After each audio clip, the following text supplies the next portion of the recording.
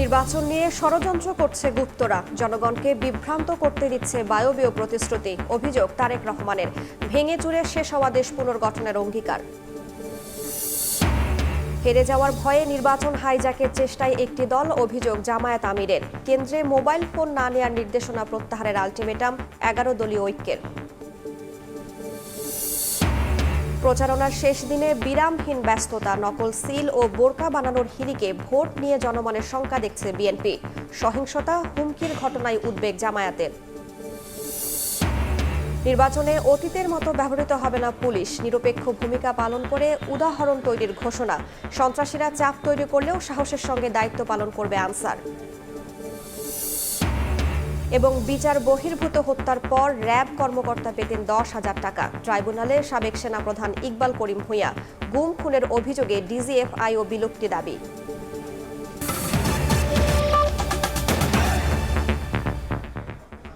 সময় সংবাদের সঙ্গে আছি আমি রাইসা জান্নাত। গুপ্তরা নির্বাচন নিয়ে ষড়যন্ত্র করছে উল্লেখ করে সবাইকে সতর্ক থাকার আহ্বান জানিয়েছেন বিএনপি চেয়ারম্যান তারেক রহমান। তিনি বলেন, স্বৈরাচারের হাতে ভেঙে চুরে শেষ হওয়া দেশকে পুনর্গঠন করবে বিএনপি। রাজধানীতে নির্বাচনী জনসভায় তিনি বলেন, অতীত অভিজ্ঞতাকে কাজে লাগিয়ে সবার জীবনমান উন্নয়ন করবে বিএনপি। মিজানুর রহমানের ক্যামেরায় আহমেদ সালেহিনের রিপোর্ট।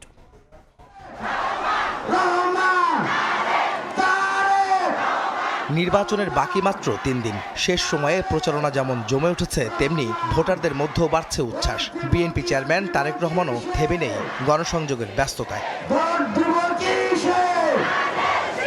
প্রচারণার শেষ দিন রাজধানীর বিভিন্ন এলাকায় নির্বাচনী জনসভায় যোগ দেন তারেক রহমান।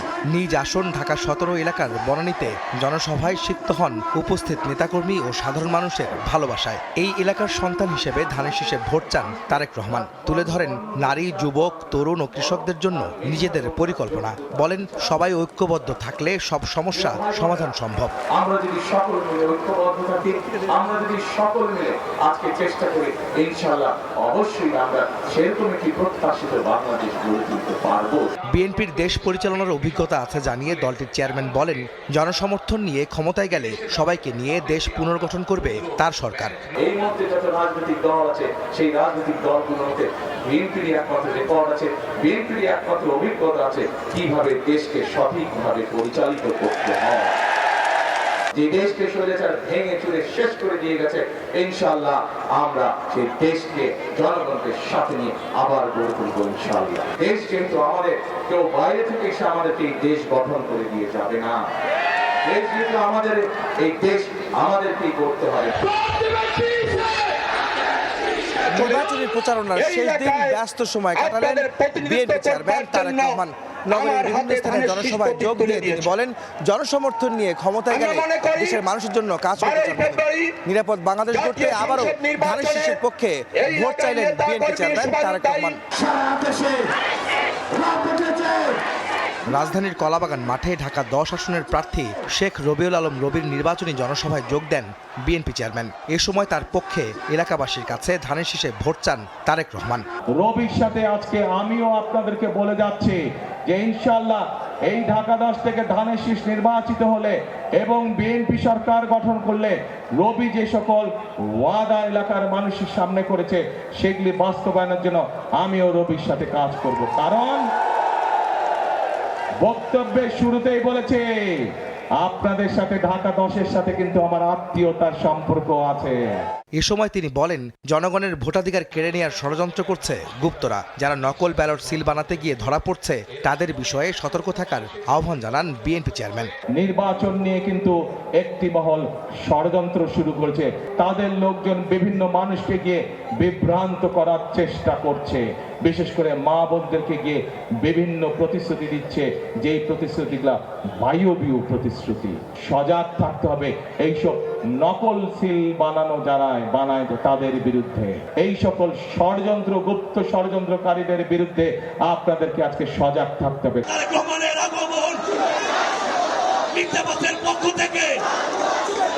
পরে নগরীর পীরজঙ্গি মাজার রোডে ঢাকা 8 আসনের প্রার্থী মির্জা আব্বাসের পক্ষে নির্বাচনী জনসভায় অংশ নিয়ে তারেক রহমান বলেন, হাততালি পাওয়ার জন্য অনেকে বড় বড় কথা বললেও বিএনপি ছাড়া কোনো দলেরই নির্দিষ্ট কোনো পরিকল্পনা নেই। বক্তৃতার মঞ্চে অনেকেই অনেক বড় বড় কথা বলতে পারে, হাততালি পাওয়ার জন্য, হাততালি দেওয়ার জন্য। সুন্দর কথা বলা অনেক সহজ কাজ, দেশ চালানো এত সহজ কাজ নয়। দেশ চালাতে হলে দেশের মানুষের জন্য পরিকল্পনা দরকার। কোথায় তাদের পরিকল্পনা? শুধু বড় বড় কথা আছে। দেশ চালানোর জন্য দরকার কর্মসূচি। কোথায় তাদের কর্মসূচি? বাসাবোতে ঢাকার ৯ আসনের জনসভায় বিএনপি চেয়ারম্যান বলেন, এবারের নির্বাচন কেবল ভোটের নয়, দেশ গঠন ও মানুষের ভাগ্য পরিবর্তনেরও। বাংলাদেশের মানুষের প্রত্যাশিত দেশে আমাদেরকে গড়ে তুলতে হবে, এবং সেটি যদি করতে হয় তাহলে সঠিক দলকে বাছাই করতে হবে। কোন সেই সঠিক দল? ধানের শীষ। দিনভর রাজধানীতে আরো বেশ কয়েকটি স্থানে নির্বাচনী জনসভায় যোগ দিবেন বিএনপি চেয়ারম্যান তারেক রহমান। এই এলাকার মানুষ। আহমেদ সালেহীন, সময় সংবাদ, ঢাকা। ভোট কেন্দ্রে মোবাইল না নেয়ার নির্দেশনা প্রত্যাহার না করলে কাল নির্বাচন কমিশন ঘেরাওয়ের হুঁশিয়ারি দিয়েছেন এনসিপি আহ্বায়ক নাহিদ ইসলাম। অপরাধের বৈধতা দিতেই নির্বাচন কমিশন ইন্টারনেট বন্ধের মতো অন্ধকার পথে হাঁটছে বলে অভিযোগ করেছেন জামায়াত ইসলামের আমির ডাক্তার শফিকুর রহমান। দুপুরে মোহাম্মদপুরে 11 দলীয় ঐক্যে নির্বাচনী জনসভায় তিনি বলেন, ভোটে হেরে যাওয়ার ভয়ে নির্বাচন হাইজ্যাক করার চেষ্টা করছে একটি পক্ষ।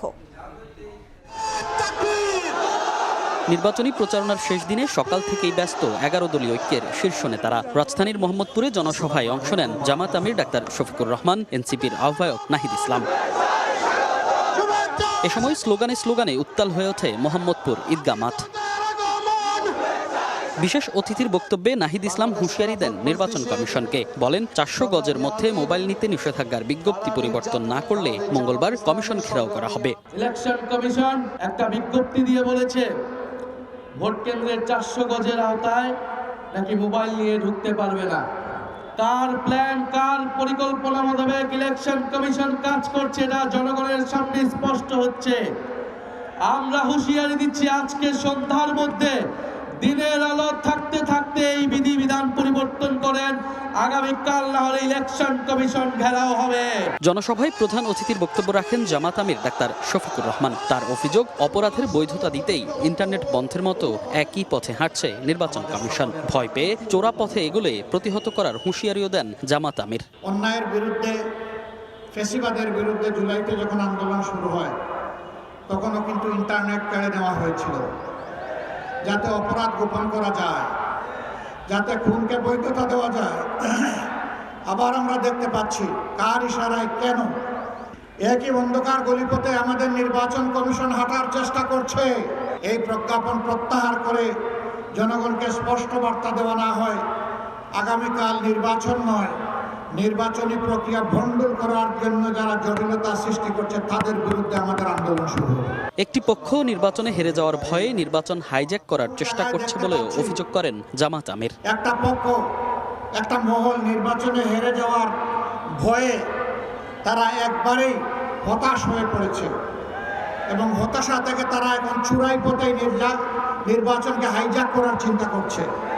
গুন্ডাদেরকে লেলিয়ে দেওয়া হচ্ছে, অস্ত্রের ভান্ডার গড়ে তোলা হয়েছে, ভোট কেন্দ্র অন্যায়ভাবে দখল করে মানুষের ভোট কেড়ে নেওয়ার পায়তারা করা হচ্ছে। আমরা স্পষ্টভাবে বলে দিচ্ছি, জুলাই যোদ্ধারা ঘুমিয়ে পড়ে নাই। সরকারের কিছু আমলা, কিছু সচিব, কিছু অসৎ লোক এখনো দলবাজি করছেন, বিভিন্ন জায়গায় বিভিন্ন ক্যান্ডিডেটকে জিতিয়ে আনার চেষ্টা করছেন। ক্যান্ডিডেট জিতবে বা পরাজিত হবে সেটা জনগণের ভোটে। আপনি কে? আপনাকে কে এই দায়িত্ব দিয়েছে? মনে রাখবেন, ক্ষমা বারবার পাবেন না। অপরাধ করে অতীতে ক্ষমা পেয়েছেন, আগামীতে সেই ক্ষমা করা হবে না। সভাপতির বক্তব্যে ঢাকা 13 আসনের প্রার্থী ও বাংলাদেশ খেলাফত মজলিসের আমির মামুনুল হক বলেন, নির্বাচিত হলে মোহাম্মদপুর থেকে সন্ত্রাস ও চাঁদাবাজি নির্মূল করবেন তিনি। মনির হোসাইন, সময় সংবাদ, ঢাকা। এদিকে নির্বাচনের প্রচারণার শেষ দিনে সকাল থেকেই বিরামহীন ব্যস্ততা। নির্বাচনের দিন প্রশাসনকে নিরপেক্ষ থাকার আহ্বান জানিয়ে বিএনপি প্রার্থীরা বলছেন, নকল সিল ও বোরকা বানানোর হিড়িকে ভোট নিয়ে জনমনের শঙ্কা তৈরি হয়েছে। শেষ সময়েও আচরণবিধির লঙ্ঘন হলেও প্রশাসন নির্বিকার বলে অভিযোগ করেছে জামায়াত। দাঁড়িপাল্লার প্রার্থীরা বলছেন, সারা দেশে সহিংসতা ও হুমকির ঘটনায় এখনও উদ্বেগ কাটেনি।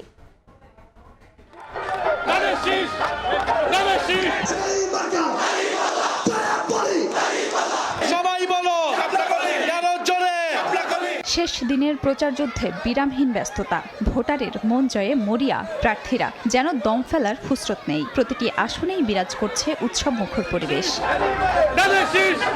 নিজ নির্বাচনী আসন ঠাকুরগাঁও 1-এ প্রচারণায় একটি দল ধর্মের নামে মানুষকে বিভ্রান্ত করছে বলে মন্তব্য করেন বিএনপি মহাসচিব মির্জা ফখরুল ইসলাম আলমগীর। 71 ও 24-কে ধারণ করে তারেক রহমানকে প্রধানমন্ত্রী বানাতে ধানের শীষে ভোট চান তিনি। আইন নিজস্ব গতিতে চলবে, ন্যায় বিচার প্রতিষ্ঠা করা হবে, সংবাদপত্রের স্বাধীনতা নিশ্চিত করা হবে, কলকারখানা তৈরি করা হবে, যাতে করে সবাই কাজের সুযোগ পায়। খুলনা 5 আসনে দাঁড়িপাল্লার প্রার্থী জামায়াতের সেক্রেটারি জেনারেল মিয়া গোলাম পরোয়ার বলেন, সারা দেশে চলমান সহিংসতা ও হুমকির ঘটনায় এখনো উদ্বেগ কাটেনি। দুর্নীতি, চুরি আর কিছু সন্ত্রাসী চাঁদাবাজকে তারা লালন করেছেন, এর আর উন্নতি হয় নাই। চাপ বাড়ছে না। চট্টগ্রামকে বন্দর কেন্দ্রিক উন্নয়নের মাধ্যমে আধুনিক নগরী হিসেবে গড়ে তোলার প্রতিশ্রুতি দিয়ে ইশতেহার ঘোষণা করেন চট্টগ্রাম 11 আসনে ধানের শীষের প্রার্থী আমির খসরু মাহমুদ চৌধুরী। আরও বলেন, নকল সিল ও বোরকা বানানোর হিড়িকে ভোট নিয়ে জনমনে শঙ্কা তৈরি হয়েছে। পেছনের দরজা দিয়ে ক্ষমতায় আসার চেষ্টা করছে, তাদের জন্য বাংলাদেশের গণতন্ত্রকামী মানুষ, মুক্তিকামী মানুষ তাদেরকে কোনোদিন গ্রহণ করবে না। 400 গজের ভেতরে ভোট জালিয়াতি সহ সব কর্মকাণ্ড পরিচালিত হয় মন্তব্য করে রংপুর 4 আসনে শাপলাকলির প্রার্থী আখতার হোসেন বলেন, বুথের মধ্যে সিসিটিভি ক্যামেরা স্থাপন করতে হবে। 400 গজের মধ্যে মোবাইল নিয়ে যাওয়া যাবে না, এই নির্দেশনাটা বাতিল করতে হবে। সাংবাদিকেরা ভোট কেন্দ্রে যেতে পারবে না বলে যেটা কথা বলা হয়েছে, সেটাতেও পরিবর্তন নিয়ে আসতে হবে। বিএনপি ক্ষমতায় গেলে কাউকে সন্ত্রাসী, চাঁদাবাজি করতে দেয়া হবে না বলে মন্তব্য করেছেন দিনাজপুর 6 আসনে ধানের শীষের প্রার্থী ডক্টর AZM জাহিদ হোসেন। রাস্তাঘাটের উন্নয়ন করেন, মসজিদ করেন। ইশতেহার প্রকাশ করে চট্টগ্রাম 10 আসনে জামায়াত প্রার্থী শামসুজ্জামান হেলালি হুঁশিয়ারি দিয়ে বলেন, নির্বাচনের দিন যেখানেই বাধা দেয়া হবে সেখানেই প্রতিরোধ গড়ে তোলা হবে। জয় দাঁড়িপাল্লার হবে ইনশাআল্লাহ। নোয়াখালী 1 আসনে প্রচারণায় বিএনপি প্রার্থী ব্যারিস্টার মাহবুব উদ্দিন খোকন বলেন, ক্ষমতায় গেলে মানবিক আর কল্যাণমুখী রাষ্ট্র গঠন করবে তার দল। কুমিল্লা 4 আসনে নির্বাচনী জনসভায় শাপলাকলি ও গণভোটে হ্যাঁ এর পক্ষে ভোট চান 11 দলীয় জোটের প্রার্থী হাসনাত আব্দুল্লাহ। বিএনপি ভাইদেরকে বলবো, আপনার এবং আমার পথ অভিন্ন, আমরা দুইজনেই ইনসাফ কায়েম করতে চাই। নির্বাচন ঘিরে বিভিন্ন জেলার প্রবেশপথে অতিরিক্ত পুলিশ সদস্য মোতায়েন করা হয়েছে। খাদিজা স্বপ্না, সময় সংবাদ। নির্বাচনী প্রচারণার খবর জানাতে এই মুহূর্তে রাজধানীর মিরপুরে আছেন সহকর্মী তাসনিয়া নিশাত মিম, কিশোরগঞ্জে কামরুজ্জামান মামুন, মুন্সিগঞ্জে নাসির উদ্দিন উজ্জ্বল এবং পঞ্চগড়ে আছেন সোহাগ হায়দার।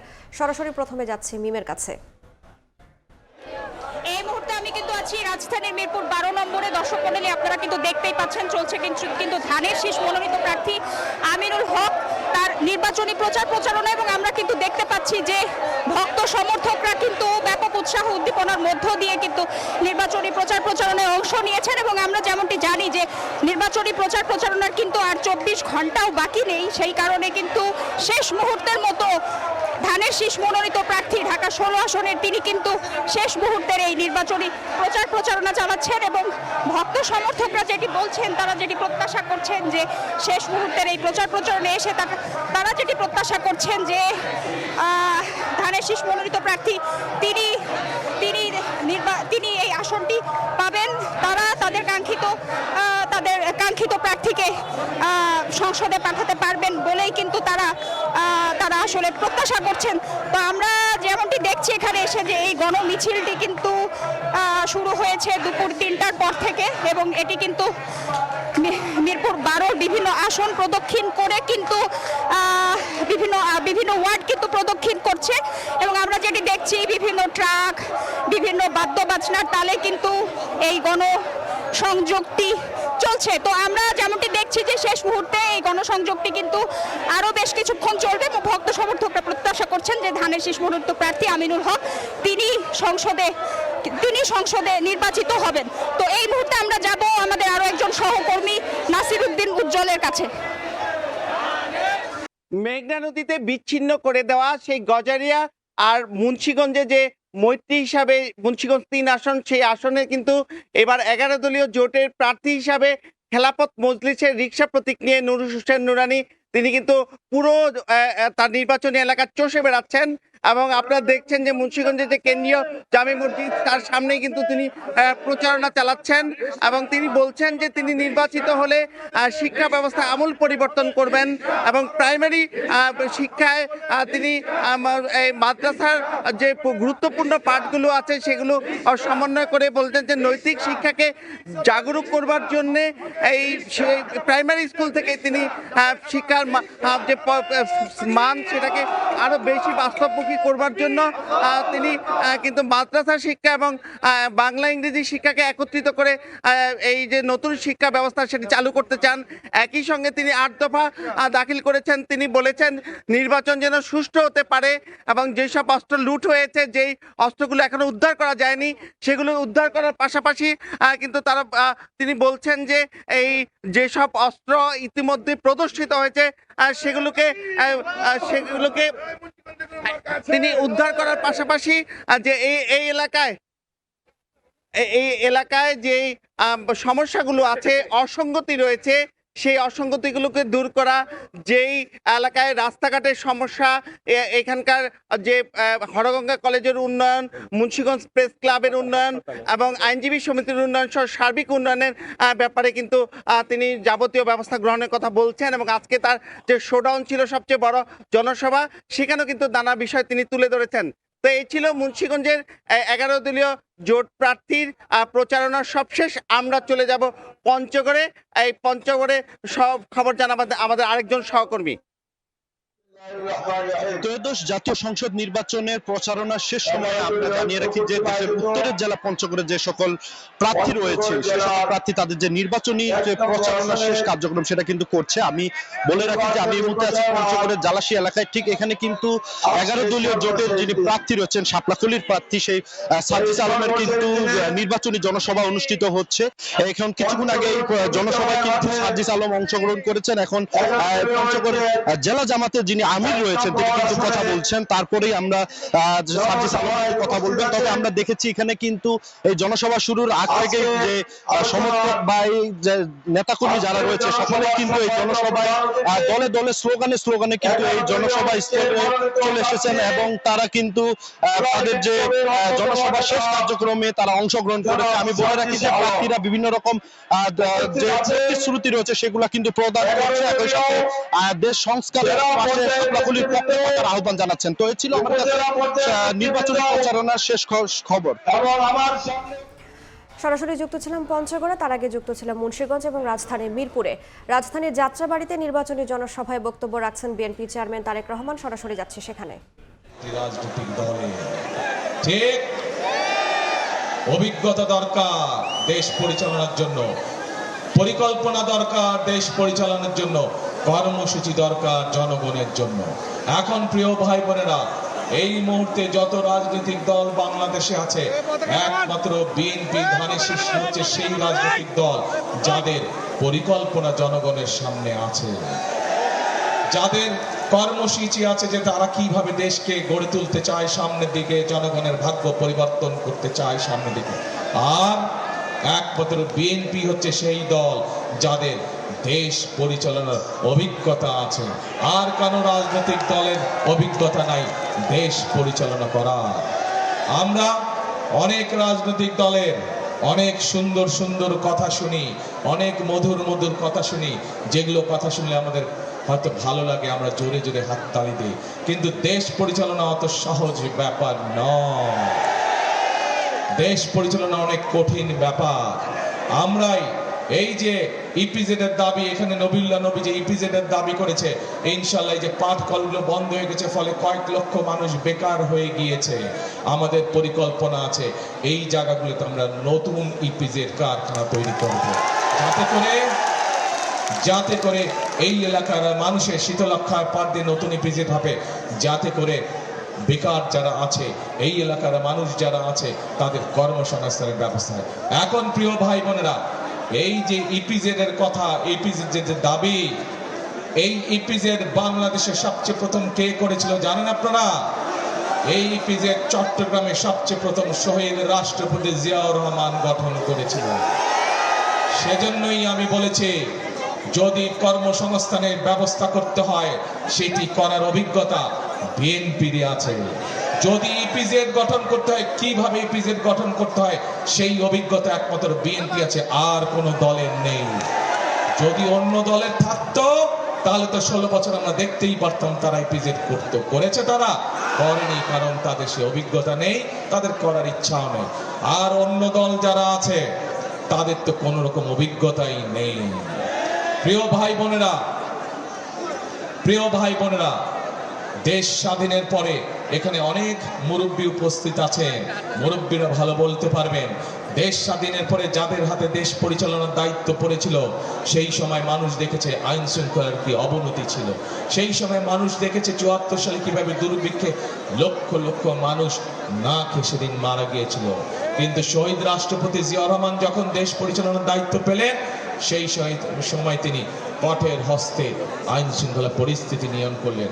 শহীদ রাষ্ট্রপতি জিয়াউর রহমান যখন দায়িত্ব পেলেন, তখন দুর্ভিক্ষ পীড়িত বাংলাদেশকে খাদ্যে স্বয়ংসম্পূর্ণ করলেন, দ্বিগুণ খাদ্য উৎপাদন হলো সেই দেশ। প্রিয় ভাই বোনেরা, অর্থাৎ বিএনপির অভিজ্ঞতা আছে কিভাবে শক্ত হাতে আইন শৃঙ্খলা পরিস্থিতি নিয়ন্ত্রণ করতে হয়। বিএনপির অভিজ্ঞতা আছে কিভাবে দেশে কৃষির উৎপাদন বৃদ্ধি করতে হয়। পরবর্তীতে 90-এর স্বৈরাচার, এই এলাকার মানুষ 90-এর স্বৈরাচার আন্দোলনে বিশাল ভূমিকা রেখেছিল। এই নবী সেদিন স্বৈরাচার 90-এর স্বৈরাচার আন্দোলনে বিশাল ভূমিকা রেখেছিল সেদিন। প্রিয় ভাই বোনেরা, সেই 90-এর স্বৈরাচারের পরে যখন দেশনেত্রী খালেদা জিয়াকে দেশের মানুষ সেদিন দেশ পরিচালনার দায়িত্ব দিয়েছিল, সেই বিএনপি এই দেশকে এমার্জিং টাইগারে পরিণত করেছিল। এই বিএনপি সেদিন মা বোনদের শিক্ষার জন্য ক্লাস 1 থেকে ক্লাস 12 পর্যন্ত মেয়েদের শিক্ষা ব্যবস্থা ফ্রি করে দিয়েছিল। কারণ বিএনপি জানে যে দেশের অর্ধেক জনগোষ্ঠী হচ্ছে নারী, তাদেরকে পেছনে রেখে কখনোই উন্নয়ন কর্মকাণ্ড করা যায় না। শুধু তাই নয় প্রিয় ভাই বোনেরা, আমরা যতই কর্মসূচি গ্রহণ করি, আমরা সেইগুলার সুফল তখনই জনগণের কাছে পৌঁছে দিতে পারবো যখন দেশের আইন শৃঙ্খলা পরিস্থিতি ঠিক থাকবে, জনগণের মন মতন থাকবে। এবং একই সাথে যখন এই যে দুর্নীতির লাগামকে আমরা টেনে ধরতে পারবো। আমরা দেখেছি বিগত 16 বছর কিভাবে দুর্নীতি করে বছরে $16 বিলিয়ন পাচার করে দেওয়া হয়েছে। অর্থাৎ দুর্নীতির লাগাম যদি আমরা টেনে ধরতে পারি, তাহলে এই জনগণের কাছে আমাদের পরিকল্পনার সুফল পৌঁছে দিতে পারবো। এবং এটাও বিএনপির নিয়ন্ত্রণ করার ক্ষমতা রাখে। বিএনপি বেগম খালেদা জিয়া 2001 সালে যখন দায়িত্বভার গ্রহণ করলেন, সেই স্বৈরাচারের কাছ থেকে নির্বাচনের মাধ্যমে যখন দায়িত্বভার গ্রহণ করলেন, তখন বাংলাদেশের কপালে দুর্নীতিগ্রস্ত দেশ হিসেবে একটি তিলক ছিল। 2006 সালে যখন দেশনেত্রী খালেদা জিয়া ক্ষমতা হস্তান্তর করলেন, এই 5 বছর কঠোর পরিশ্রমের মাধ্যমে, কঠোরভাবে নিয়ন্ত্রণের মাধ্যমে খালেদা জিয়া বাংলাদেশকে দুর্নীতির কালিমা থেকে মুক্ত করেছিলেন। কাজেই প্রিয় ভাই বোনেরা, আইন শৃঙ্খলা বলুন, জনগণের কর্মসংস্থান বলুন, দুর্নীতি দমন বলুন, দেশে খাদ্য উৎপাদনের কথা বলুন, মেয়েদের শিক্ষার ব্যবস্থার কথা বলুন, যেটাই বলুন না কেন, প্রত্যেকটি ক্ষেত্রে একমাত্র রাজনৈতিক দল বিএনপির সফলতার কাহিনী প্রত্যেকটি ক্ষেত্রে আছে। কাজেই প্রিয় ভাই বোনেরা, আগামী দিন যদি আমাদের বাংলাদেশকে সামনের দিকে গড়ে তুলতে হয়, আগামী দিন যদি এই 20 কোটি মানুষের দেশ বাংলাদেশের শিক্ষা ব্যবস্থাকে গড়ে তুলতে হয়, বেকারদের কর্মসংস্থানের ব্যবস্থা করতে হয়, নারীদেরকে স্বাবলম্বী করে গড়ে তুলতে হয়, প্রত্যেক ঘরে ঘরে চিকিৎসা ব্যবস্থার মৌলিক সুবিধা পৌঁছে দিতে হয়, তাহলে বিএনপির ধানের শীষে হচ্ছে একমাত্র দল, যেই দল দেশ পরিচালনার দায়িত্ব পেলে ধীরে ধীরে দেশের মানুষের সমস্যার সমাধান হতে থাকে। যেই দল দেশের দায়িত্ব পেলে ধীরে ধীরে দেশ সামনের দিকে এগিয়ে যেতে থাকে। প্রিয় ভাই বোনেরা, আপনারা এর মধ্যেই দেখেছেন আমরা পত্র পত্রিকা সহ জনসভা সহ আমরা দেশের জনগণের সামনে আমাদের আগামী দিনের কর্মসূচি পরিকল্পনা আমরা উপস্থাপন করেছি। আমরা বলেছি বাংলাদেশের মা বোনদেরকে স্বাবলম্বী করার জন্য আমরা ফ্যামিলি কার্ড দিব সকলের কাছে, ঘরে ঘরে, সেটি গ্রামে হোক শহরে হোক, খেটে খাওয়া পরিবার যেগুলো আছে তাদের সকলের মা বোনদের কাছে, সকল গৃহিণীদের কাছে, মায়েদের কাছে আমরা ফ্যামিলি কার্ড পৌঁছে দিব। একইভাবে আমরা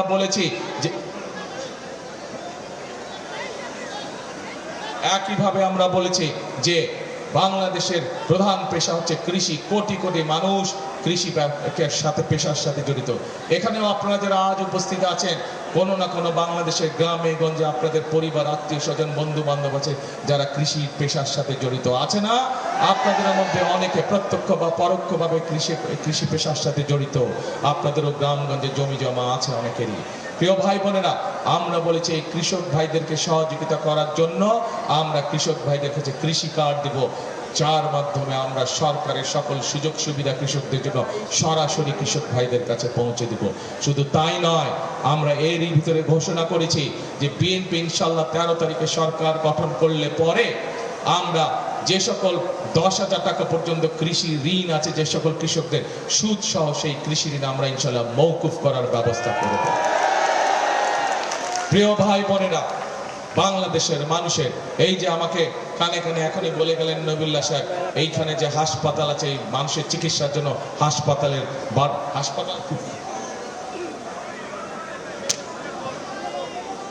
এখানে মেডিকেল হসপিটালের প্রয়োজন এবং মাতৃসদনের প্রয়োজন।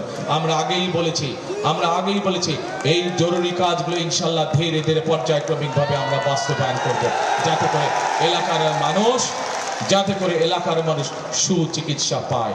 এবং শুধু তাই নয়, সারা বাংলাদেশে গ্রামগঞ্জ শহরের মানুষ যাতে মৌলিক স্বাস্থ্য সেবা পায়, সেই জন্য আমরা সারা বাংলাদেশে 1 লক্ষ স্বাস্থ্যকর্মী নিয়োগ করতে চাই, যারা ঘরে ঘরে গিয়ে মা বোনদেরকে চিকিৎসা সুবিধা দিবে, ঘরে ঘরে গিয়ে মা বোনদেরকে, শিশুদেরকে যারা চিকিৎসা পরামর্শ দেবে, ছোটখাটো অসুখ বিসুখ ঘরে বসেই তারা ইনশাল্লাহ ঠিক করে দিবে, মা বোনদেরকে সুস্থ করে দিবে। প্রিয় ভাই বোনেরা, আমরা আরো বলেছি যে আমরা আমাদের দেশের বেকার যুবক এবং তরুণদেরকে বিভিন্নভাবে আমরা দক্ষ মানুষে পরিণত করতে চাই। আমরা প্রতি এলাকায় ভোকেশনাল ইনস্টিটিউট, ট্রেনিং ইনস্টিটিউট এবং যারা কম্পিউটারে কাজ করে তাদেরকে বিভিন্ন ট্রেনিং প্রোগ্রামের মাধ্যমে তাদেরকে দক্ষ করে গড়তে চাই, যাতে করে তারা দেশেই হোক বিদেশি হোক তারা তাদের কর্মসংস্থানের ব্যবস্থা করে ফেলতে পারে, অথবা ছোটখাটো ব্যবসা বাণিজ্য গড়ে তুলতে পারে। শুধু তাই নয়, আমাদের প্রায় 1.5 কোটি প্রবাসী বিদেশে বসবাস করে। আরো পরবর্তীতে যারা বিদেশে যাবে তাদেরকে অনেককেই আমরা অতীতে দেখেছি যে বিদেশে যাবার সময় টাকা পয়সার অর্থ সংকটের কারণে অনেক সময় বাপ দাদার জমি বিক্রি করতে হয়। ইনশাল্লাহ আগামীতে বিএনপি সরকার গঠন করলে যে সকল আমাদের ভাইরা বিদেশে যাবে, ট্রেনিং নিয়ে যারা বিদেশে চাকরির জন্য যাবে, তাদেরকে যাওয়ার খরচের জন্য আমরা ক্ষুদ্র একটি ঋণের ব্যবস্থা করে দিব স্বল্প সুদে, যাতে করে তাদেরকে জমি জমা বিক্রি করতে না হয়। প্রিয় ভাই বোনেরা, এখন প্রিয় ভাই বোনেরা, শুধু তাই নয়, আমাদের দেশে এক শ্রেণীর মানুষ আছেন যারা আমাদের জন্ম থেকে মৃত্যু পর্যন্ত আমাদের সাথে জড়িত থাকেন, আমাদের সাথে উঠা বসা হয়, তাদের জীবনের বিভিন্ন সমস্যার সময় তারা আমাদেরকে গুরুত্বপূর্ণ পরামর্শ দেন। তারা হচ্ছেন আমাদের মসজিদ মাদ্রাসার বিভিন্ন ইমাম সাহেব, মুয়াজ্জিম সাহেব, খতিব সাহেবরা সহ অন্যান্য ধর্মের যারা ধর্মীয় গুরু আছেন। কিন্তু অধিকাংশ ক্ষেত্রে আমরা দেখেছি এই মানুষগুলো অনেক সময় মানবেতর জীবনযাপন করেন। সেই জন্য আমরা সিদ্ধান্ত নিয়েছি কৃষকদেরকে যেমন কৃষি কার্ড দিব, প্রবাসীদেরকে যেরকম প্রবাসী কার্ড দিব, মায়েদেরকে যেরকম ফ্যামিলি কার্ড দিব, আমরা এই ইমাম সাহেব, মুয়াজ্জিম সাহেব, খতিব সাহেব যারা আছেন এবং একই সাথে অন্য ধর্মের যারা ধর্মীয় গুরু আছেন তাদেরকেও আমরা সরকার থেকে একটি সম্মানের ব্যবস্থা করতে চাই, যাতে করে এই মানুষগুলো সম্মানজনক জীবন যাপন করতে পারেন। গ্যাস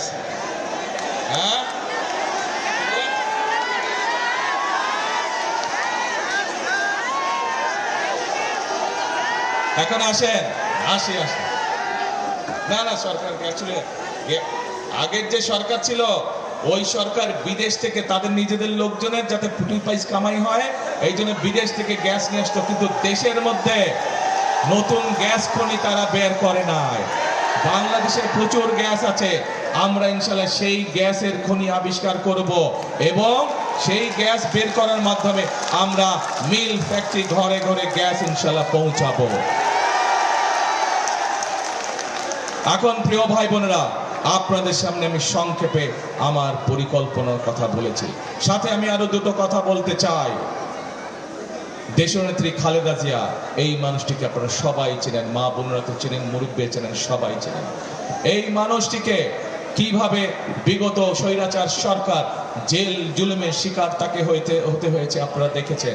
এই মানুষটিকে বলা হয়েছিল যে আপনি বিদেশ চলে যান, জেল জুলুম কিচ্ছু হবে না, কিন্তু এই মানুষটি বলেছিলেন এটিই আমার প্রথম, এটিই আমার শেষ ঠিকানা বাংলাদেশ, এবং এই বাংলাদেশের যত মানুষ আছে এরাই হচ্ছে আমার পরিবার, এরাই হচ্ছে আমার আপনজন, এদেরকে ছেড়ে আমি কোথাও যাব না। প্রিয় ভাই বোনেরা, খালেদা জিয়ার মৃত্যুর শেষ দিন পর্যন্ত, শেষ নিঃশ্বাস পর্যন্ত উনি এই দেশের মানুষকে ছেড়ে কোথাও যান না, এই দেশের মাটি ছেড়ে উনি কোথাও যান না। প্রিয় ভাই বোনেরা, আপনার আমাদের সকলের প্রথম এবং শেষ ঠিকানা কোনটা? এই বাংলাদেশ।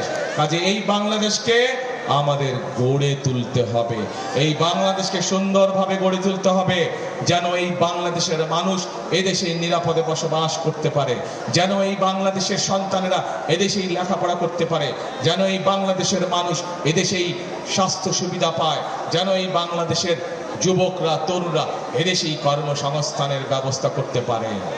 এমন একটি বাংলাদেশ আমরা গড়ে তুলতে চাই, কিন্তু সেই বাংলাদেশ গড়তে হলে প্রিয় ভাই বোনেরা আপনাদের সমর্থন ছাড়া আমরা পারবো না। আপনারা যদি ধানের শীষকে সমর্থন দেন, আপনারা যদি নবিল্লাহকে সমর্থন দেন, ধানের শীষ ইনশাআল্লাহ সরকার গঠন করলে আমরা যেসব পরিকল্পনা আপনাদের সামনে বলেছি, ধীরে ধীরে এই এলাকায় ইপিজেড সহ, এই এলাকার ড্রেনেজ সিস্টেম সহ, এই এলাকার স্বাস্থ্য সুবিধা, মাতৃসদন সহ যেই সমস্যাগুলো আছে, ধীরে ধীরে আমরা ইনশাআল্লাহ সেই সমস্যাগুলো সমাধান করতে পারবো। এখন প্রিয় ভাই বোনেরা, আমি তো আমার দলের পক্ষ থেকে আপনাদের কাছে আমার দলের পরিকল্পনা বললাম। আপনাদের পরিকল্পনাটা কি 12 তারিখে? বুঝি না, আরে শুনি না তো। ধানের শীষ কি করবেন? ধানের শীষ, ধানের শীষে সেল মারো সকাল থেকে। কিন্তু ভাই বোনেরা, ধানের শীষে তো সেল মারবেন, কিন্তু এরই ভিতরে ষড়যন্ত্র। ধীরে ধীরে কথা শুনতে হবে, কথা শুনতে হবে ধীরে। কিন্তু এই যে বিগত 16 বছর ধরে যারা বাংলাদেশের জনগণের অধিকার কেড়ে নিয়েছিল, তাদের এক সহযোগী আছে, তারা কিন্তু ভিতরে ভিতরে ষড়যন্ত্র করছে। পত্রিকার পাতায় দেখেছেন আপনারা, তাদের লোকজন নকল সিল বানাতে গিয়ে ধরা পড়েছে। প্রিয় ভাই বোনেরা, আপনাদেরকে সতর্ক থাকতে হবে, সজাগ থাকতে হবে, যাতে ঢাকা 5-এ এইরকম করার দুঃসাহস কেউ না দেখাতে পারে। সকাল থেকে ভোট কেন্দ্রে আপনারা ফজরের নামাজ গিয়ে আদায় করবেন ভোট কেন্দ্রে, এবং ওখানে গিয়ে দাঁড়িয়ে যাবেন তারপরে, যাতে করে কেউ ষড়যন্ত্র করে কিছু করতে না পারে। এবং শুধু ভোট দিলেই চলবে না, ভোট দিয়ে চলে আসবেন না, ভোট বুঝে সুর নিয়ে আসবেন, হিসাব বরাবর হিসাব বুঝে নিয়ে আসবেন। পারবেন ইনশাআল্লাহ। এখন প্রিয় ভাই বোনেরা, আমি নবিল্লাহ নবীর হাতে আনুষ্ঠানিকভাবে আজকে ধানের শীষ তুলে দিচ্ছি। নবিল্লাহ নবী, তাকে আপনারা 12 তারিখ পর্যন্ত দেখে রাখবেন ইনশাআল্লাহ। 12 তারিখে ধানের শীষ জয়যুক্ত হলে পরে 13 তারিখ থেকে এই নবিল্লাহ নবী সার্বক্ষণিক দায়িত্বে থাকবে এই এলাকার মানুষের উন্নয়নের জন্য, এই এলাকার মানুষের বিপদে হবে। অতীতেও যেভাবে সে ছিল, ইনশাআল্লাহ ভবিষ্যতেও সে আপনাদেরই পাশে থাকবে, আপনাদের এলাকার সন্তান আপনাদেরই পাশে থাকবে। তাহলে ভাই কথা হলো কি, করব কাজ সবার আগে, বললো না আরো জোরে, করব কাজ সবার আগে, বাংলাদেশ। আল্লাহ হাফেজ। বাংলাদেশ জিন্দাবাদ, বাংলাদেশ জাতীয়তাবাদী জিন্দাবাদ। আসসালামু আলাইকুম।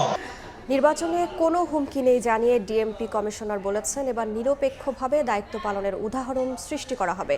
রাজধানীতে সংবাদ সম্মেলনে তিনি হুঁশিয়ার করেন, কেউ ভোটের পরিবেশ নষ্টের চেষ্টা করে সফল হতে পারবে না। ত্রয়োদশ জাতীয় সংসদ নির্বাচন ও গণভোট সামনে রেখে রোববার থেকে সারা দেশে মোতায়েন হচ্ছে আইন শৃঙ্খলা বাহিনীর প্রায় 10 লাখ সদস্য। নির্বাচন উপলক্ষে রাজধানীতে নেওয়া হয়েছে বাড়তি নিরাপত্তা ব্যবস্থা।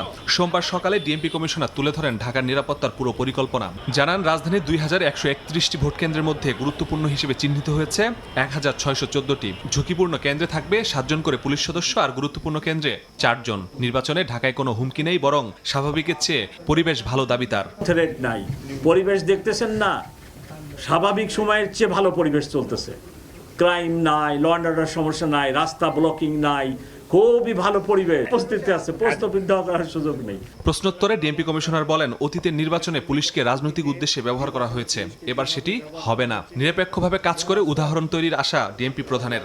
অতীতে নির্বাচনে পুলিশকে যেভাবে ব্যবহার করা হয়েছে সেই কালিমামুক্ত হয়ে জাতিকে একটি অর্থবহ ও সর্বজন গ্রহণযোগ্য নির্বাচন উপহার দিতে আমরা প্রতিশ্রুতিবদ্ধ। এদিকে আনসার ও গ্রাম প্রতিরক্ষা বাহিনীর সদস্যদের ভোট কেন্দ্রে নিরপেক্ষভাবে দায়িত্ব পালনের নির্দেশ দিয়েছেন বাহিনীর মহাপরিচালক। রাজধানীর আর্মি স্টেডিয়ামে আনসারের নির্বাচনী সমাবেশে এমন নির্দেশ দেন তিনি। কোনোভাবে ভোট কেন্দ্র ছাড়া যাবে না। ভোট কেন্দ্র কেউ একজন যদি ছাড়ে, তাহলে সেই সুযোগটা যারা সুযোগ সন্ধানী আছে, দুষ্ট চক্র আছে, যারা বিভিন্ন অনিয়ম জালিয়াতির চিন্তা করতেছে, তারা সেটা করতে পারবে। সন্ত্রাসীদের চাপে ভয় না পেয়ে বাহিনীর 5.5 লাখ সদস্যকে সাহসিকতার সঙ্গে দায়িত্ব পালনের নির্দেশ দেন আনসার মহাপরিচালক। থানা অফিসারের সাথে এবং থানার অন্যান্য। মাসুদুর রহমান, সময় সংবাদ, ঢাকা। গুম, খুন ও আয়নাঘর সংস্কৃতি সৃষ্টির কারণে র্যাব ও ডিজিএফআই বিলুপ্তি চান সাবেক সেনাপ্রধান ইকবাল করিম ভূঁইয়া। গুম খুনের মামলার সাবেক সেনা কর্মকর্তা জিয়াউল হাসানের বিরুদ্ধে ট্রাইব্যুনালের সাক্ষ্যে কথা বলেছেন তিনি। জানান, বিচার বহির্ভূত হত্যার পর র্যাব কর্মকর্তারা পেতেন 10,000 টাকা। সোমবার আন্তর্জাতিক অপরাধ ট্রাইব্যুনালে দ্বিতীয় দিনের মতো সাক্ষ্য দেন সাবেক সেনাপ্রধান ইকবাল করিম ভূঁইয়া। এতে উঠে আসে বিচার বহির্ভূত হত্যাকাণ্ডের চিত্র। ট্রাইব্যুনালকে ইকবাল করিম ভূঁইয়া বলেন, এক র্যাব কর্মকর্তার সঙ্গে আলাপে তিনি জেনেছেন বিচার বহির্ভূত হত্যার পর 10,000 টাকা পেতেন র্যাব কর্মকর্তারা। এ সময় কাঠগড়ায় বসে সম্পূর্ণ সাক্ষ্য কাগজে কলমে লেখেন মামলার আসামি জিয়াউল আহসান। ইকবাল করিম ভূঁইয়া জানান, হত্যাকাণ্ড বন্ধ করতে না পেরে সেনাবাহিনী থেকে ডিজিএফআই ও র্যাবে সেনা কর্মকর্তা সরবরাহ বন্ধ করে দেন তিনি। কিন্তু এই সিদ্ধান্ত থেকে সরে আসতে সাবেক প্রধানমন্ত্রী শেখ হাসিনা ও তার নিরাপত্তা উপদেষ্টা তারিক আহমেদ সিদ্দিক তার সাথে যোগাযোগ করেন। র্যাবে যখন তার অফিসাররা গিয়ে মানুষ হত্যার সাথে জড়িয়ে পড়েছিল, তখন তিনি সিদ্ধান্ত নিয়ে র্যাবে অফিসার পোস্টিং দেওয়া বন্ধ করে দেন। এই পর্যায়ে চট্টগ্রামের র্যাডিসন হোটেলের যেদিন উদ্বোধন হয়, সেই সময় প্রাইম মিনিস্টার শেখ হাসিনা তাকে বলেছিলেন র্যাবে যাতে অফিসার আবারও পাঠানো হয়, যদিও তিনি এই ব্যাপারে ইতিবাচক সাড়া দেননি। গুম, খুন ও আয়নাঘর সংস্কৃতি সৃষ্টির কারণে র্যাব ও ডিজিএফআই বিলুপ্তির ইচ্ছা ট্রাইব্যুনালকে জানান ইকবাল করিম ভূঁইয়া। আয়নাঘরের মতো একটা বিভৎস সংস্কৃতি তারা চালু করেছে। র্যাব মানুষ হত্যা করে যেভাবে দুর্নাম কামিয়েছে, এই দুটো সংস্থার বিলুপ্ত হয়ে নতুন কোনো বাহিনী গঠন হওয়া উচিত, কারণ এই কলঙ্কের দায় নিয়ে এই বাহিনী দুটো বেশি দূর অগ্রসর হতে পারবে না। মানবতা বিরোধী অপরাধের এই মামলায় সাবেক সেনা কর্মকর্তা জিয়াউল আহসানের বিরুদ্ধে বিচার বহির্ভূত হত্যার 3টি অভিযোগ আনে প্রসিকিউশন। 18 ফেব্রুয়ারি ইকবাল করিম ভূঁইয়াকে জেরা করবেন আসামি পক্ষের আইনজীবীরা। আসিফ মোহাম্মদ সিয়াম, সময় সংবাদ, ঢাকা। ঢাকার ঐতিহ্যবাহী 7 সরকারি কলেজ নিয়ে দীর্ঘ প্রতীক্ষার অবসান ঘটল। ঢাকা সেন্ট্রাল ইউনিভার্সিটি নামে নতুন বিশ্ববিদ্যালয় স্থাপনের অধ্যাদেশ জারি করেছে অন্তর্বর্তী সরকার। 2017 সাল থেকে শুরু হওয়া প্রশাসনিক ও একাডেমিক সংকটের স্থায়ী সমাধানে সরকারের এই সিদ্ধান্তে উচ্ছ্বসিত শিক্ষার্থীরা। দীর্ঘ 7 বছর পর ঢাকা বিশ্ববিদ্যালয়ের ছায়া থেকে বেরিয়ে স্বতন্ত্র প্রশাসনিক ও একাডেমিক পরিচয় পেল রাজধানীর 7টি বড় সরকারি কলেজ। নবগঠিত ঢাকা সেন্ট্রাল ইউনিভার্সিটির অধীনে এখন থেকে পরিচালিত হবে ঢাকা কলেজ, ইডেন ও তিতুমির সহ 7 কলেজের শিক্ষা কার্যক্রম। রোববার জারি করা অধ্যাদেশ অনুযায়ী কলেজগুলোর সম্পদ ও নিজস্ব পরিচয় অক্ষুণ্ণ রেখেই এই নতুন বিশ্ববিদ্যালয়ের কার্যক্রম শুরু হবে। 7 কলেজের সাধারণ শিক্ষার্থীরা সরকারের এই পদক্ষেপে উচ্ছ্বাস প্রকাশ করেছেন। তাদের মতে, ঢাকা বিশ্ববিদ্যালয়ের অধীনে সেশন জট আর প্রশাসনিক জটিলতায় তারা যে অনিশ্চয়তায় ছিলেন, নতুন বিশ্ববিদ্যালয়ের মাধ্যমে তার অবসান ঘটবে। 7 কলেজের অনার্সের শিক্ষার্থী হিসেবে নিজস্ব একটা আইডেন্টিটি তৈরি হয়েছে। ঘোষণা করেছে যে আমাদের একটা সেন্ট্রাল কলেজ করবে, সেটার জন্য আমি খুবই খুশি। অধ্যাদেশে বলা হয়েছে বিশ্ববিদ্যালয়ের কাঠামো হবে অনেকটা জাতীয় বিশ্ববিদ্যালয়ের আদলে, যেখানে কলেজগুলো সংযুক্ত হিসেবে থাকবে। তবে এখানে প্রথাগত অনুষদের পরিবর্তে স্কুল ভিত্তিক শিক্ষা ব্যবস্থা থাকবে, যার প্রধানকে বলা হবে হেড অফ স্কুল। আচার্য হিসেবে রাষ্ট্রপতি 3 জনের প্যানেল থেকে একজনকে 4 বছরের জন্য উপাচার্য নিয়োগ দেবেন। ভর্তি প্রক্রিয়া চলবে এসএসসি, এইচএসসি ও ভর্তি পরীক্ষার মেধাক্রম অনুযায়ী। অপরিকল্পিতভাবে এই কলেজগুলোকে ঢাকা বিশ্ববিদ্যালয়ের অধিভুক্ত করায় শিক্ষার্থীরা চরম ভোগান্তিতে পড়েছিলেন। আন্দোলনের মুখে অবশেষে ঢাকা সেন্ট্রাল ইউনিভার্সিটির অধ্যাদেশ জারি হলো। যে কোনো একটা কাজে যদি আমরা প্রশাসনিক ভবনে যেতাম, তখন ওইখানে গিয়েও আমাদেরকে অনেক বিব্রতকর পরিস্থিতির ভিতরে পড়তে হয়েছে। ওইটার আন্ডারে জিনিসটা থাকা হচ্ছে কি বলবো, কাইন্ড অফ লাইক কি বলবো, একটা আশ্রয় সামথিং, যেটা হচ্ছে লাইক আমরা একদম কুড়ায় কোনো রকম বাইচে আছি এই অবস্থা। সো আই এম হ্যাপি যে সেন্ট্রাল ইউনিভার্সিটির আন্ডারে আসছে। স্বতন্ত্র প্রতিষ্ঠানের মাধ্যমে দীর্ঘদিনের বঞ্চনা আর সেশন জটের অবসানের আশায় ঢাকা কলেজ, ইডেন, তিতুমির, কবি নজরুল, বদরুন্নেসা, সোহরাওয়ার্দী এবং সরকারি বাংলা কলেজের প্রায় 2 লক্ষ শিক্ষার্থী। শবনব নিবিড়, সময় সংবাদ, ঢাকা। সময় সংবাদে আরও থাকছে, জাপানে আগাম নির্বাচনে ডানপন্থী এলডিপি নিরঙ্কুশ জয়। পর্তুগালে উদারপন্থী জোসে সেগুরো প্রেসিডেন্ট নির্বাচিত। সমর্থক ও প্রবাসী বাংলাদেশিদের উচ্ছ্বাস।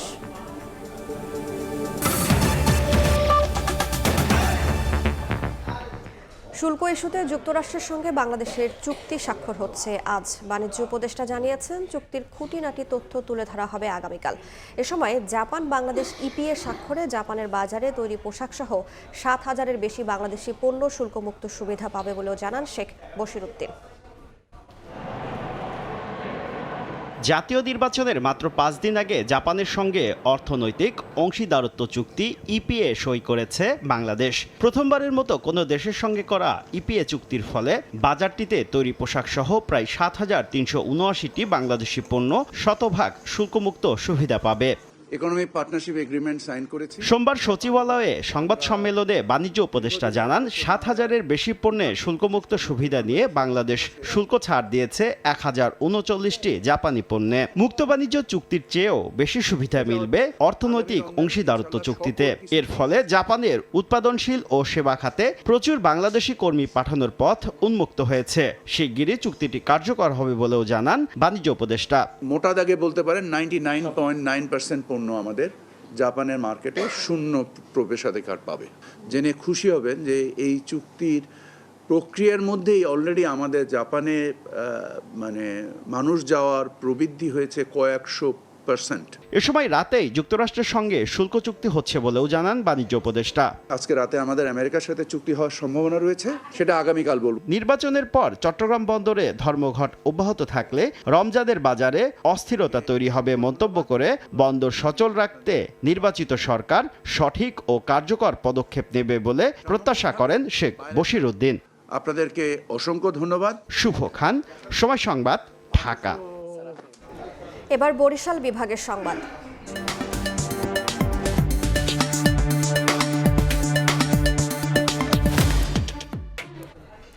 নদীবেষ্টিত বরিশাল বিভাগের 42টি উপজেলার মধ্যে 13টি দুর্গম হিসেবে চিহ্নিত করেছে প্রশাসন। সরকারি নথিতে 2,838টি ভোট কেন্দ্রের অর্ধেকের বেশি ঝুঁকিপূর্ণ হিসেবে চিহ্নিত করা হয়েছে। 34টি কেন্দ্র বিদ্যুৎবিহীন। পুরোদমে চলছে সিসি ক্যামেরা বসানোর কাজ। রোববার সকালে বরিশালের কাশীপুরের একটি ভোট কেন্দ্রে দেখা যায় এই দৃশ্য। দ্রুত সময়ে সকল কেন্দ্রেই সিসি ক্যামেরা স্থাপনে তড়িঘড়ি। নির্বাচন কমিশনের এমন উদ্যোগে খুশি ভোট গ্রহণকারীরাও, যদিও নিরাপত্তা নিয়ে শঙ্কার কথাও জানিয়েছেন কেউ কেউ। নির্বাচন কমিশন অফিস থেকে আমাদের নির্দেশ দেওয়া হয়েছে যে যতগুলো ঝুঁকিপূর্ণ আছে আপনার কেন্দ্র আছে ওগুলোতে আপনার 6টা করে ক্যামেরা দেওয়া হচ্ছে, সিসি ক্যামেরা। দেশের সবচেয়ে বেশি নদীবেষ্টিত বিভাগ বরিশাল বিভাগের এমন বেশ কয়েকটি উপজেলা রয়েছে যা মূল শহর থেকে একদম বিচ্ছিন্ন। যাতায়াতের ভরসা নৌপথ। আছে চরাঞ্চল সহ একেবারে দুর্গম উপজেলা। বিভাগে 2,838টি কেন্দ্রে হবে ভোট গ্রহণ। বিভাগীয় প্রশাসনের তথ্যমতে এসব কেন্দ্রের অর্ধেকেরই বেশি ঝুঁকিপূর্ণ। মাত্র 239টি কেন্দ্রে আগে থেকে আছে সিসি ক্যামেরা, আর বিদ্যুৎ নেই 34টি কেন্দ্রে। আর বিভাগের 42টি উপজেলার 13টি দুর্গম। সুষ্ঠু নির্বাচনের চ্যালেঞ্জ পুঙ্খানুপুঙ্খভাবে চিহ্নিত করে আইনশৃঙ্খলা বাহিনীর আরও নজরদারি বাড়ানোর দাবি নির্বাচন পর্যবেক্ষক ও ভোটারদের। ইতিবাচক আমরা পাচ্ছি যে সিসি ক্যামেরাগুলি আছে, নিরাপত্তা বাহিনী বলতেছে তাদের বেশ একটা ইতিবাচক, তারা এটাকে নিছে। কিন্তু আমাদের কথা হচ্ছে যে কতটুকু সেটি হবে। তবে ভৌগোলিক চিত্রে বরিশাল বিভাগকে ভাগ করা হয়েছে কয়েকটি নিরাপত্তা স্তরে। ভোলা, পটুয়াখালী ও বরগুনার উপকূলীয় আসনগুলোতে নৌবাহিনী ও কোস্টগার্ডের বিশেষ নজরদারি বাড়ানো হয়েছে। স্ট্রাইকিং ফোর্স হিসেবে বিজিবি ও সশস্ত্র বাহিনী মোতায়েন হয়েছে সর্বত্র। দুর্গম আসনগুলোতে ব্যবহার হবে ড্রোন। নিরাপত্তা নিশ্চিতে বরাদ্দ এসেছে একটি বিশেষ হেলিকপ্টারও। ফার্স্ট লেয়ারে পুলিশ, আনসার, ক্ষেত্রে বিজিবি, ক্ষেত্রে কোস্টগার্ড, নেভি এবং সশস্ত্র সেনাবাহিনী থাকবে। আর স্ট্রাইকিং ফোর্স, মোবাইল পেট্রোল থাকবে। আমরা শতভাগ আমাদের সমাজ ভোটারদের বলতে পারি যে আপনারা নির্বিঘ্নে আসুন, ভোটাধিকার প্রয়োগ করুন। বরিশাল বিভাগের 6 জেলায় 21টি সংসদীয় আসন, মোট ভোটার 22,84,978 জন। অপূর্ব অপু, সময় সংবাদ, বরিশাল। দেশের বাইরের খবর, জাপানের সাধারণ নির্বাচনে বর্তমান প্রধানমন্ত্রী সানায়ে তাকাইচির দল ভূমিধস জয় পেয়েছে।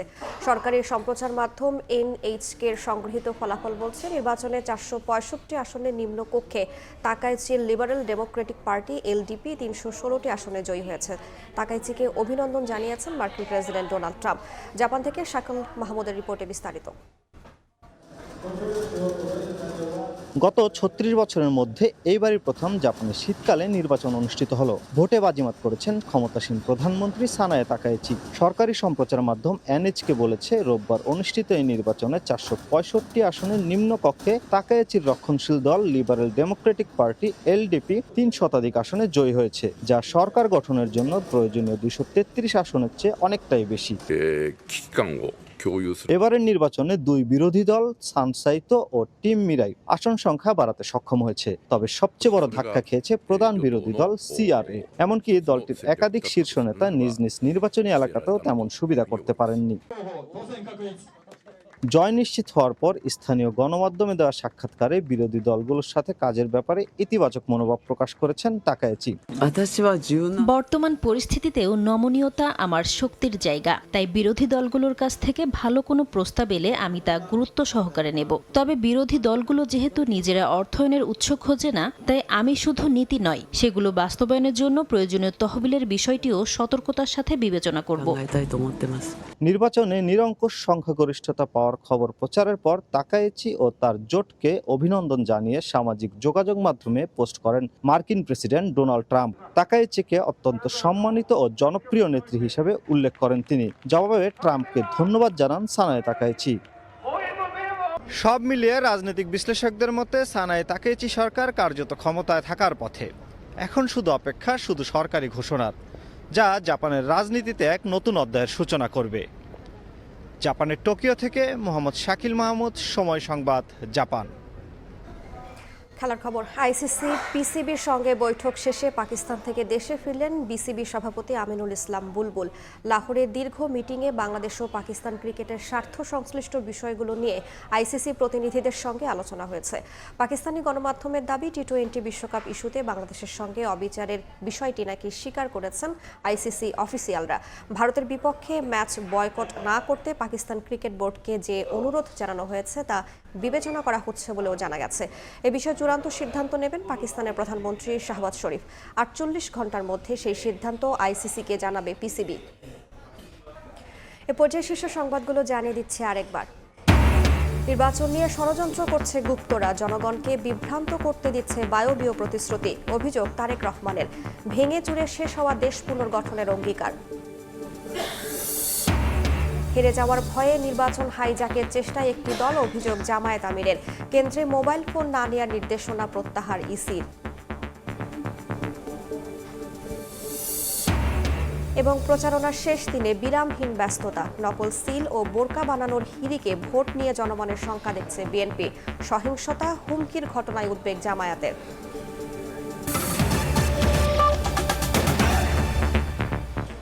এ ছিল 5টার সময় সংবাদ। এরপর বাংলার সময়ের সঙ্গে থাকবেন সহকর্মী ইমদাদুল হক।